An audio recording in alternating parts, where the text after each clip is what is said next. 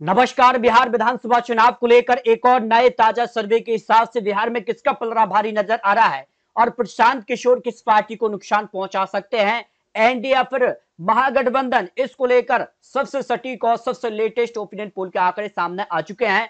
क्योंकि प्रशांत किशोर यहां पर बिहार विधानसभा चुनाव में तीसरी बड़ी पार्टी बनेंगे, ये यहां पर आंकड़े सामने आ रहे हैं। प्रशांत किशोर जिस कहा से सभी 243 सीटों पर चुनाव लड़ने का ऐलान कर चुके हैं, तो किस पार्टी को सबसे ज्यादा नुकसान होगा, किसको फायदा हो सकता है, या दोनों ही गठबंधन को नुकसान या पर प्रशांत किशोर पहुंचाने वाले हैं।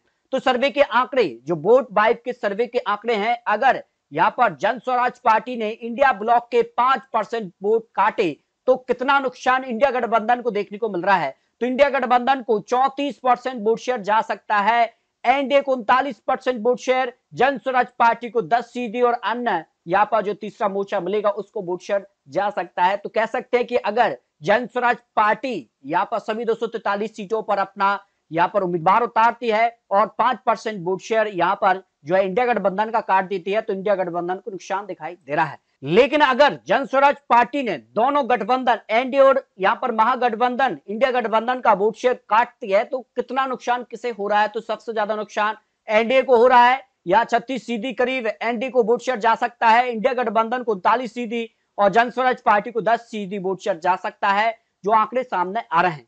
तो प्रशांत किशोर की जन स्वराज पार्टी का वोट यहाँ पर बेस की अगर बात की जाए तो 15% ऊंची जातियों के वोट उनके पक्ष में जा सकते हैं, 13% मुस्लिम वोट बैंक उनके पास जुड़ सकता है, 9% ओबीसी वोटर, 6% अनुसूचित जाति और 11% आदिवासी वोट उनके पक्ष में जा सकते हैं, जो वोट वाइब का सर्वे सामने आ रहा है। तो प्रशांत किशोर बिहार विधानसभा चुनाव में क्या यहां पर कह सकते हैं कि त्रिकोणीय टक्कर में यहां पर दिखाई देंगे। क्योंकि यहां पर बात की जाए तो कौन यहां पर मुख्यमंत्री बन सकता है, इस रेस में कौन आगे नजर आ रहा है।